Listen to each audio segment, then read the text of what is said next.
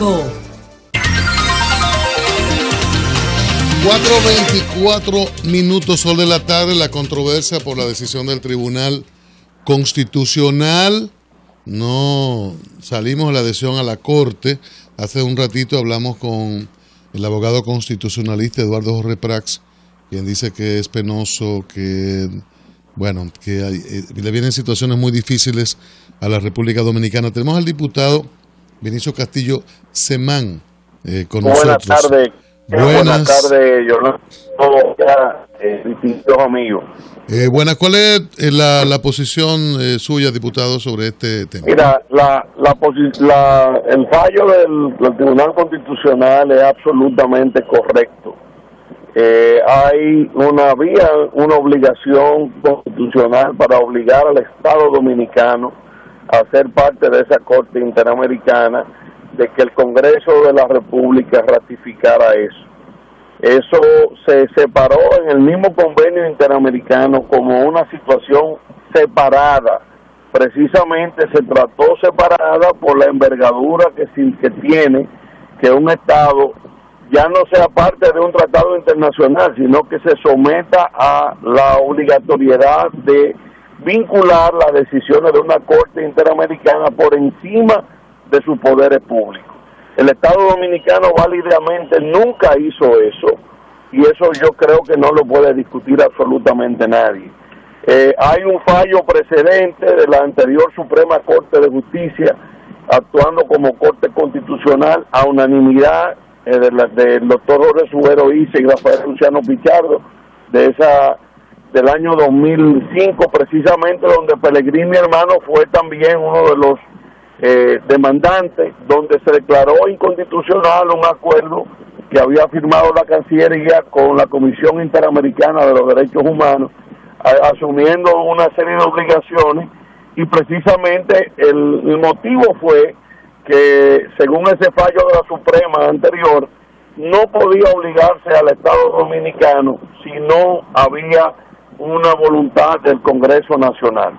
El artículo 46.1 del Tratado de Viena sobre los tratados ciertamente dice que un Estado no puede alegar vicios de su ley interna para desconocer un tratado firmado, salvo, dice, que esa violación o ese vicio sea de una norma fundamental de su sistema interno.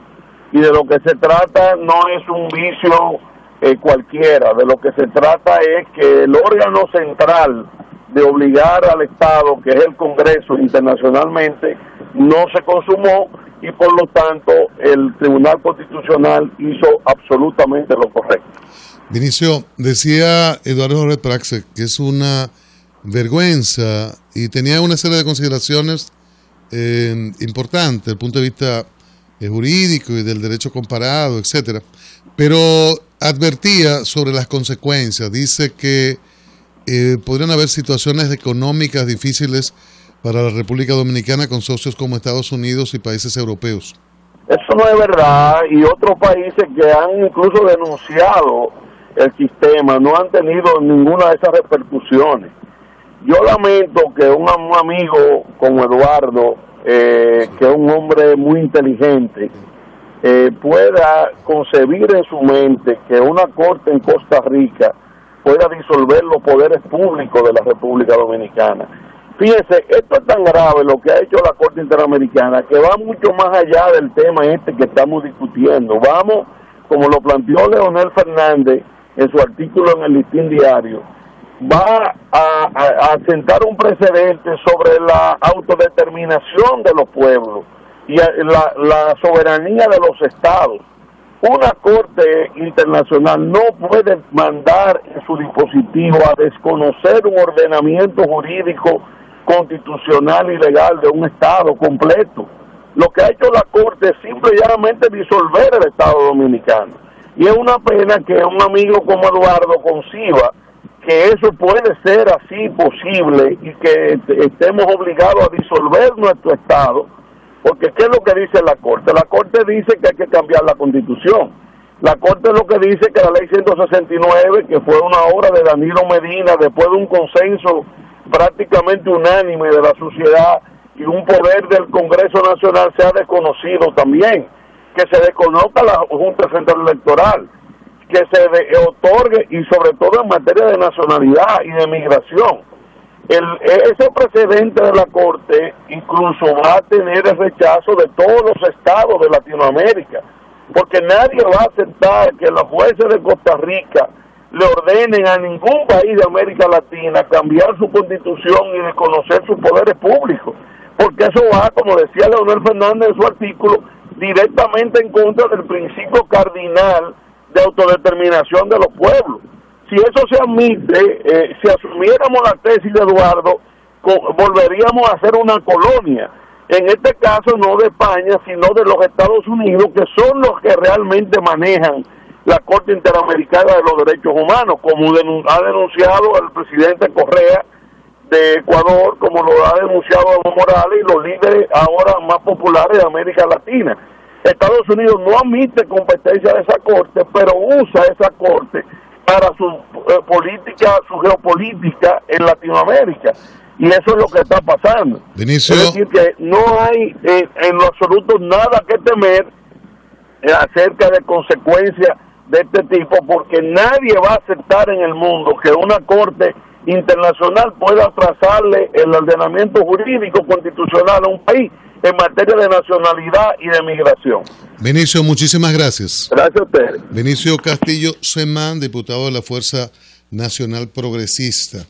Hay una noticia importante en el ámbito de la justicia, que es el juez de instrucción especial de la Suprema Corte de Justicia, Frank Soto, se abstuvo hoy de conocer nuevamente la solicitud de levantamiento de oposiciones trabadas a la inmobiliaria Rofi, donde el senador Félix Bautista es accionista y tercero en adquiriente.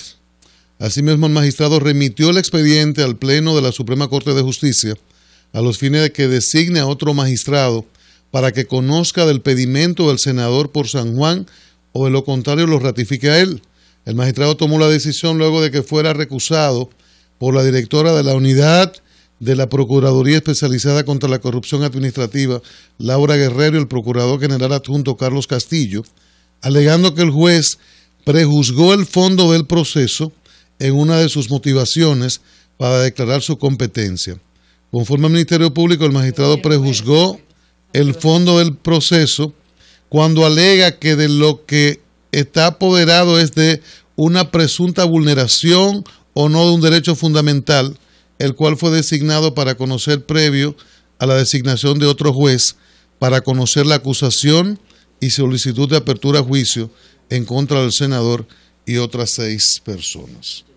Abogada, traduzca.